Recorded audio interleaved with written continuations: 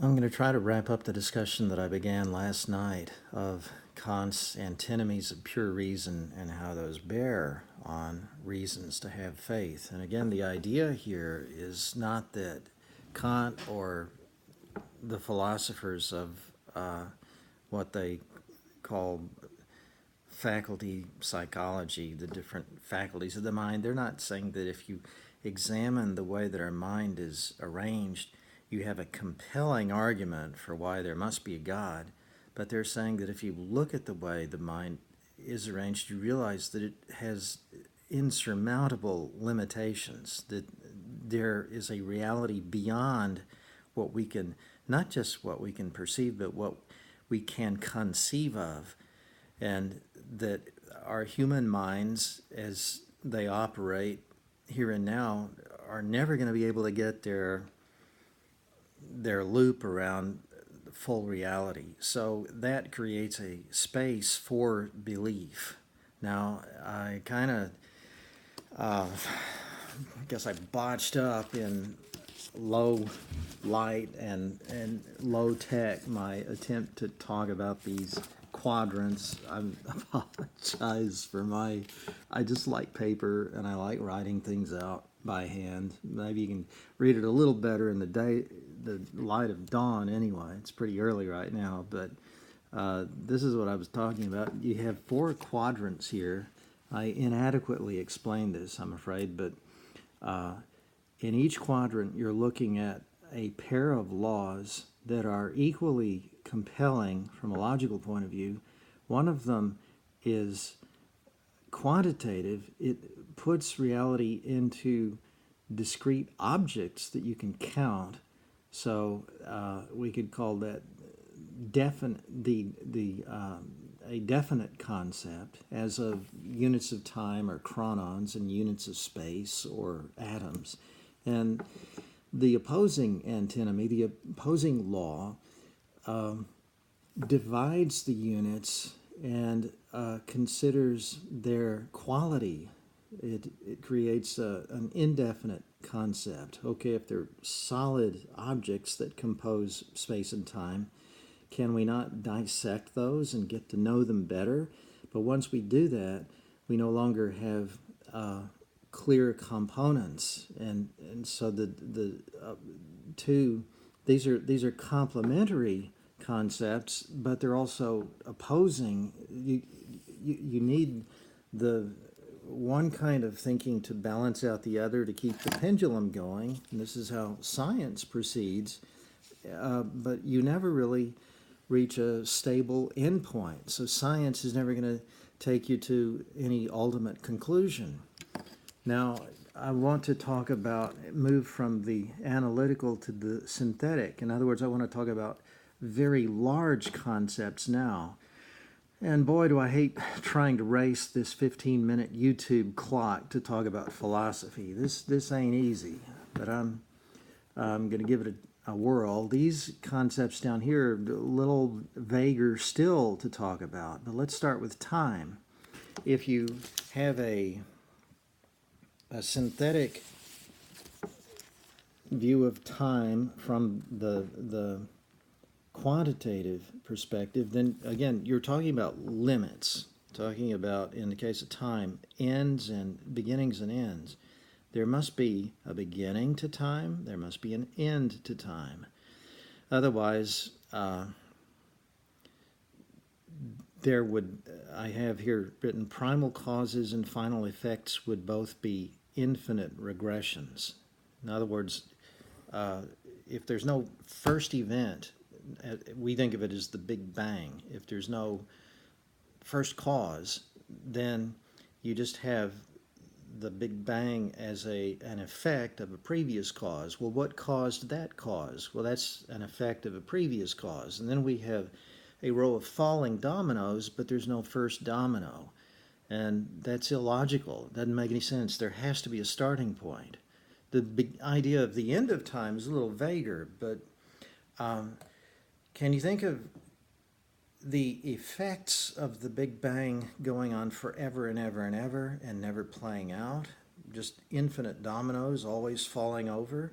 It seems like at some point the expanding universe would reach absolute zero, and the last particle would stop expanding and just fall dead silent and dead still, and we would be there forever.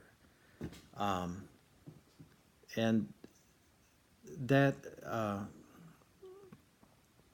that's getting into the other side of the antinomy. But see, we're saying when we talk about a definite limit to time that can't go on forever. There has to be a point where the last little pulsing particle stops pulsing. That's the end of time. And the same thing for space. Of course, space and time are related. Time is the activity of objects in space. There must be a limit to space, otherwise all generalities about the infinitesimal part that we see would be statistically indefensible. Now, this isn't from Kant.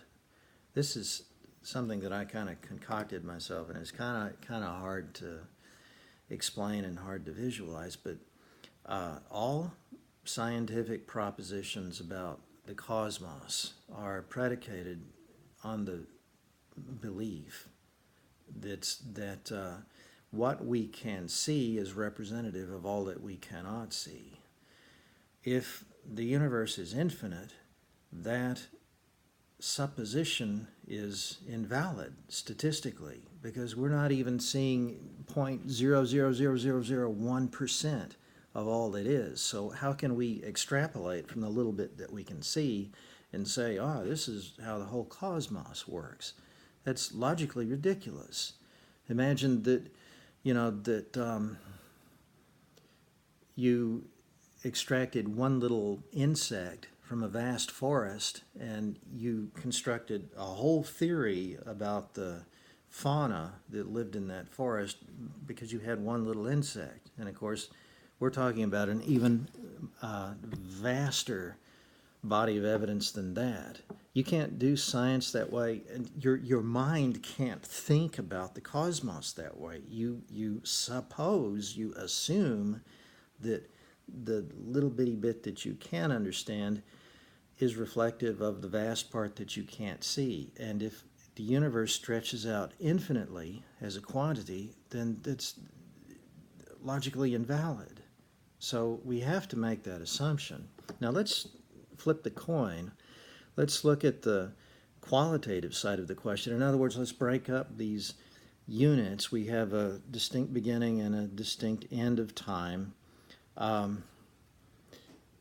If we break apart the limits, here's the law, the rule that works from the other direction. There cannot be limits to time, otherwise the first cause would arise ex nihilo. What that means is that, nothing comes of nothing, says King Lear. That's an old philosopher's axiom, that you can't have an effect without a cause.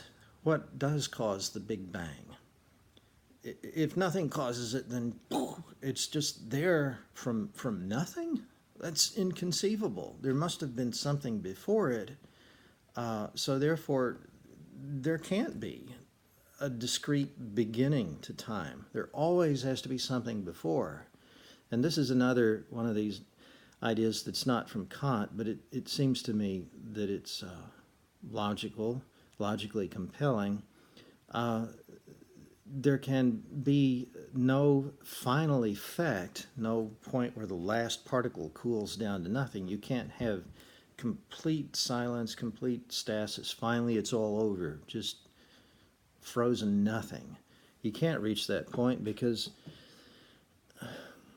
we'd already be there, wouldn't we? I mean, it's another statistical point. Since this cooling down of everything to zero would be the end would go on forever. I mean, there would be nothing to kickstart it again. And statistically, the end of everything in absolute blackness and zero ought to be, we're talking infinity here. It ought to go forever. And the part of time where something's happening and where we're sitting here talking is so tiny. It's tinier than an atom. It's tinier than a chronon. Statistically, it's ridiculous to think that we would even be here right now if the time doesn't, if time truly goes on forever. So we're breaking apart the idea that there could be a final effect, a termination that would end time. The idea here is that, sure, time has to go on forever. There always has to be something happening. In the same way, if you think of the expanding universe in terms of space, I have here, there cannot be a limit to space, otherwise not space would be a possible experience, which is logically absurd. Now, Kant doesn't talk about this either, but it's an idea that's much discussed in ancient philosophy. If there's an end of space, then there ought to be, like, a wall, and well, that's the end of, can't go into any more space there. Well, what is the wall? Is the wall part of space, or is the wall non-space? And what's on the other side of the wall?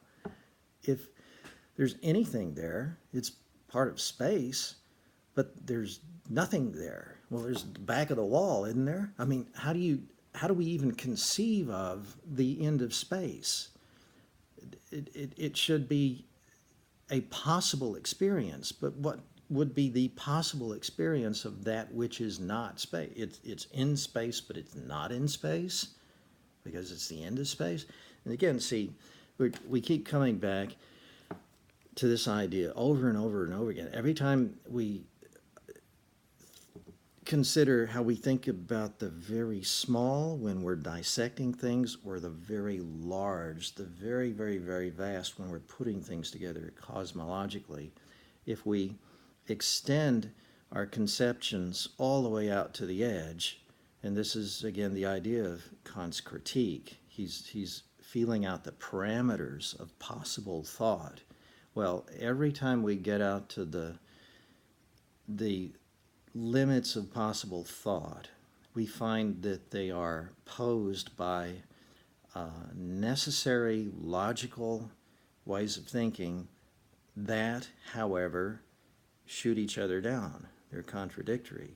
And what this is telling us is not that everything we think we know is a big lie, but that there has to be something beyond the ground rules of our mentality that our mentality itself can't get around. The arrangement of our understanding is part of a broader playing field, and when we're within the box of our understanding, everything inside of that box makes sense because we apply our understanding to picking it apart and then putting it back together. But we can't stand outside of our own mind and appreciate how that understanding even comes to be, how it's possible. And we know that understanding is inadequate because we can see that its very foundation is self-contradictory.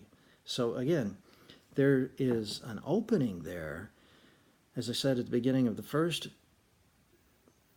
part of this two-part series, there's the way is paved for belief in something metaphysical. That's not to say that that belief is compulsory, but that's to say that you cannot, using the human understanding, prove that such belief is not real, that it doesn't exist. So at this point, and here I cut off my very brief crash course in Immanuel Kant, but at this point we find that the human mind is incapable of saying that God does not exist. We're left in an agnostic position.